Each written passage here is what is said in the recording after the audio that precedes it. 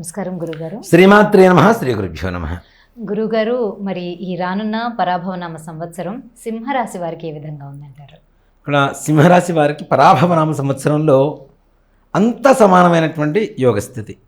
ఆదాయం 5, ఖర్చు 5, రాజ్యపూజ్యం 7, అవమానము 7. ఇక్కడ ముఖ్యంగా నాన్న సింహరాశి వారికి ఈ పరాభవనామ సంవత్సరం అనేటువంటిది మిశ్రమ ఫలితాలు. మరి గొప్పగా ఉందని చెప్పడానికి లేదు, మరీ ఘోరంగా ఉందని చెప్పడానికి లేదు. వీటిల్లో కొన్ని గ్రహాల పరిస్థితి చూసుకుంటే జన్మకేతువు, సప్తమ రాహువు, అష్టమ శని, ద్వాదశ గురుడు.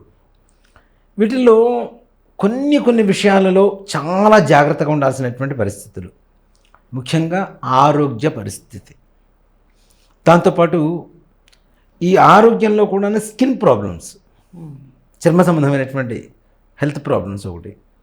అలాగే వాహన ప్రమాదాలు, దూర ప్రయాణాలు చేయకుండా ఉండడం అనేటువంటిది మంచిది వీళ్ళకి. అసలు ముఖ్యంగా వాహనాల వల్ల ఎక్కువగా ప్రమాదాలు జరిగేటువంటి ప్రాణాపాయ పరిస్థితి వరకు వెళ్ళేటువంటి పరిస్థితులు ఉన్నాయి. కాబట్టి చాలా జాగ్రత్తగా ఏదైనా అవసరమైతేనే దూర ప్రయాణాలు, సొంత కార్లలో వాటిల్లో వెళ్ళడం అనేటువంటిది చేయాల్సినటువంటి పని.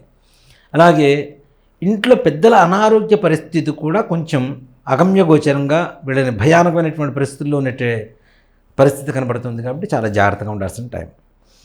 దీంతో పాటుగా సింహరాశి వాళ్ళకి అనుకున్న పనులు కూడా చాలా స్లో మూమెంట్ అవుతున్నట్టుగా ఉంటుంది, కానీ పనులు అవ్వడం చాలా కష్టంగా ఉంటుంది.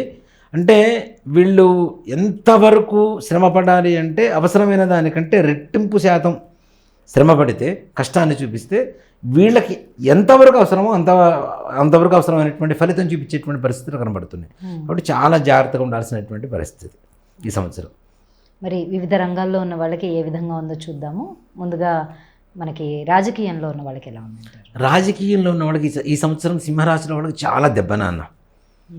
ఉన్న పదవిని కాపాడుకోవాల్సినటువంటి పరిస్థితి. ఇక్కడ ఎలా ఉంటుందంటే చుట్టుముట్టుండేటువంటి వాళ్ళే ఇతన్ని కిందకి లాగడం కోసం, ఉన్న పదవిలోంచి కిందకి నెట్టడం కోసం ప్రయత్నించేటువంటి వ్యక్తులు అతి ఎక్కువ మంది ఉంటారు. నమ్మక ద్రోహం, వాళ్ళతోనే ఉంటారు, వాళ్ళ రహస్యాలు తెలుసుకొని బయట వాళ్ళకి బట్టబయలు చేసేటువంటి పరిస్థితులు కనపడుతున్నాయి. కాబట్టి చాలా జాగ్రత్తగా ఉండాల్సినటువంటి పరిస్థితి రాజకీయ నాయకులు.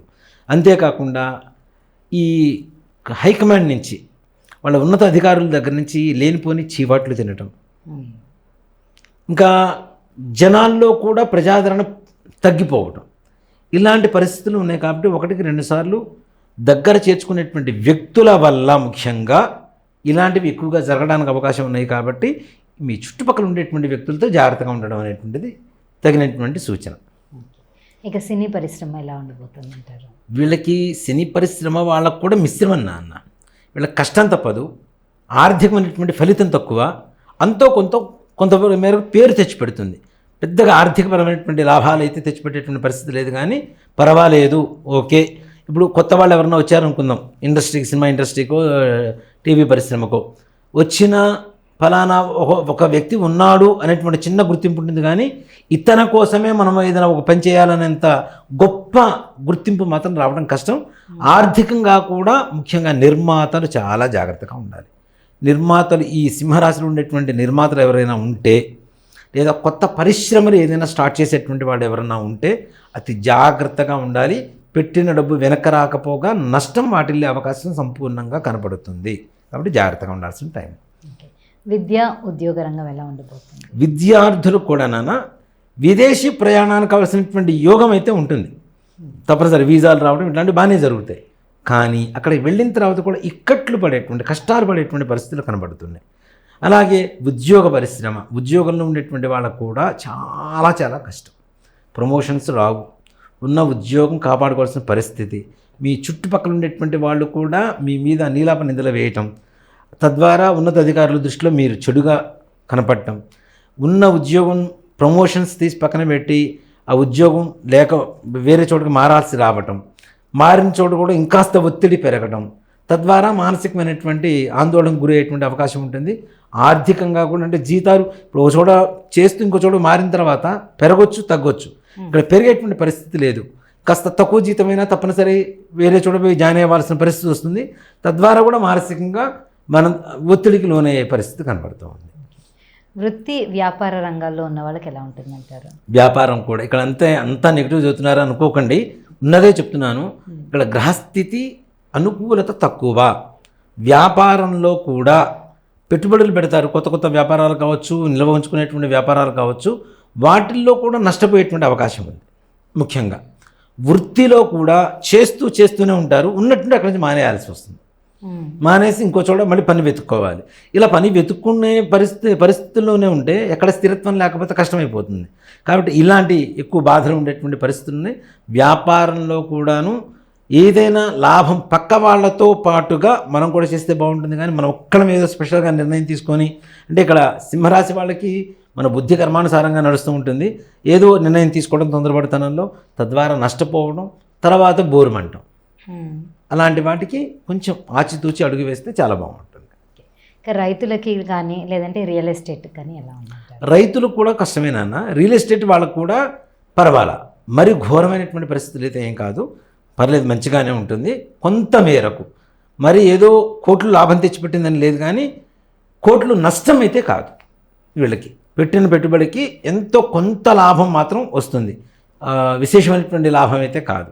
అలాగే రైతుల పరిస్థితికి వస్తే రైతులు కూడా కొంచెం ఆచితూచి అడుగు వేయటం, పంటలు వేసేటువంటి సమయం, ఇవన్నీ కూడాను ఎక్కువగా ఇక్కడ ఏమవుతుందంటే ఎరువులకి వాటికి ఎక్కువ ఖర్చు పెట్టాల్సి వస్తుంది. ఖర్చు పెట్టిన తర్వాత కూడా పంట చేతికి రాకపోతే నిజంగా ప్రపంచంలో ఎవరన్నా బాగుండాలంటే మొట్టమొదటి కోరుకునేటువంటి వాళ్ళని ఎవరు అంటే రైతులు.